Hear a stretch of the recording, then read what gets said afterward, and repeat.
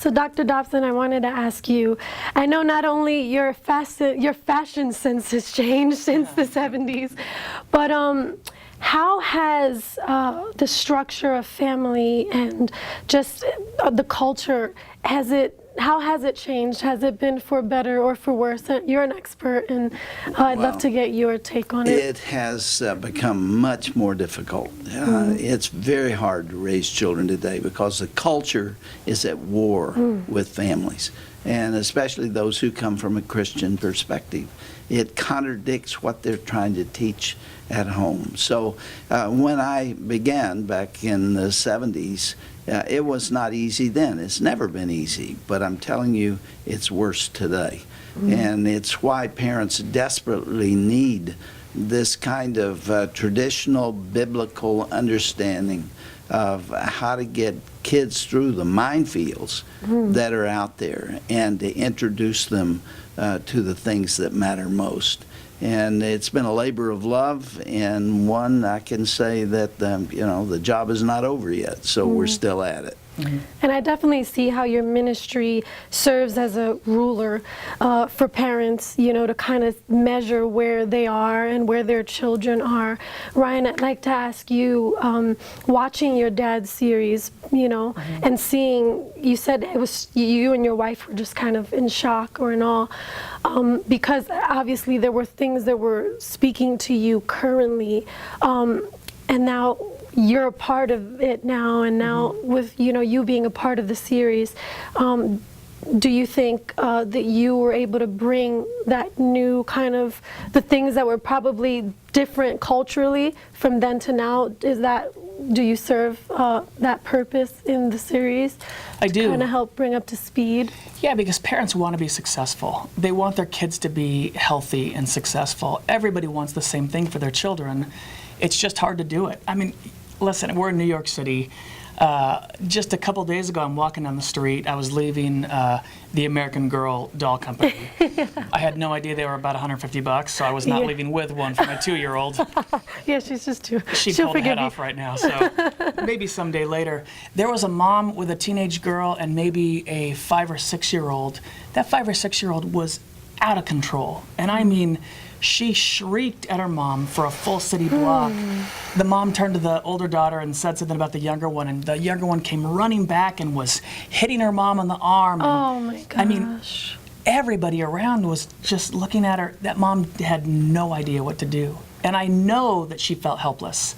She's embarrassed. She's stressed out. She wants to get along with her daughter and just didn't know what to do. And I see it everywhere, airports, shopping malls. And we want to give parents those tools that you can be successful. So many dads leave the home, they go to work, and they stay there. Because at work, you know how to be successful. You get that praise, and you stay there more and more. And all these dads now say, well, the most important thing I can do for a family is to provide for them financially. And it's not. It's spiritually. It's eternity. That's what you're preparing for. And there's nothing wrong with earning a living, but you got to put your priority in the home. That's right. That's so important. I didn't see that. I wasn't there when that occurred, what you just saw. But I can tell you something about that family. That mother, and probably a father if there's one in the home, are going to have a wild ride in adolescence, because if you don't establish early on your right to lead, then you're going to have battles like that all the way through. And sometimes the outcome is not very pleasant.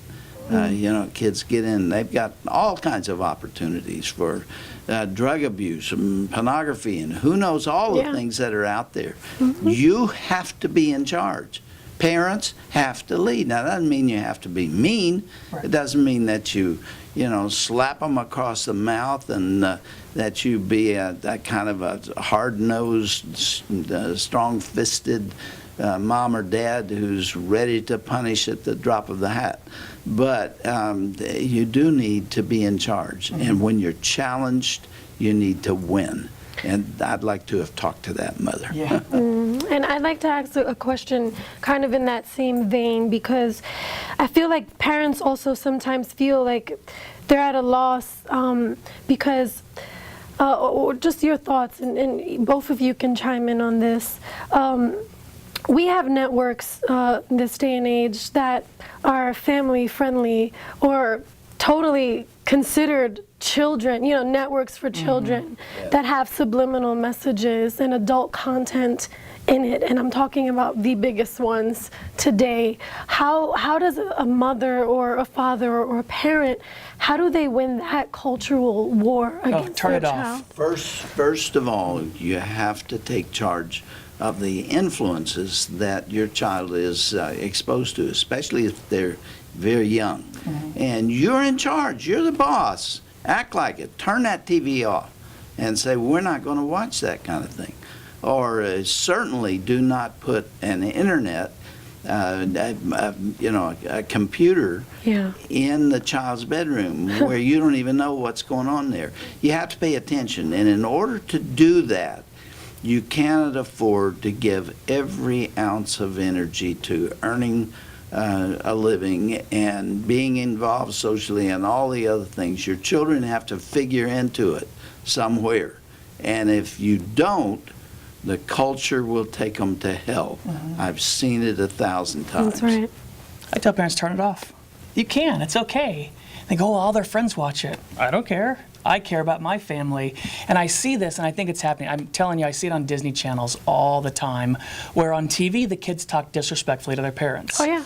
And if it's in the background in your house all the time, parents start thinking that's the way kids talk to parents. And when their kids talk to them that way, it's not that much of a shock. And it should be. It ought to be a huge shock. Your kids shouldn't be disrespectful like that. You can teach them that. And there's so many good programs out there for them to watch. You don't have to let them watch everything. Ryan, we have mutual friends, you know who I'm talking about, who was sitting with his daughter watching television. And something came on that was really not healthy. And the father was embarrassed to say anything about it. He didn't want to be mean and everything, so they continued to watch it. Finally, he got up and he went over and he turned the TV off and he said, honey, we just can't watch that. That shouldn't come into our home. I'm sorry, but I'm going to have to turn it off.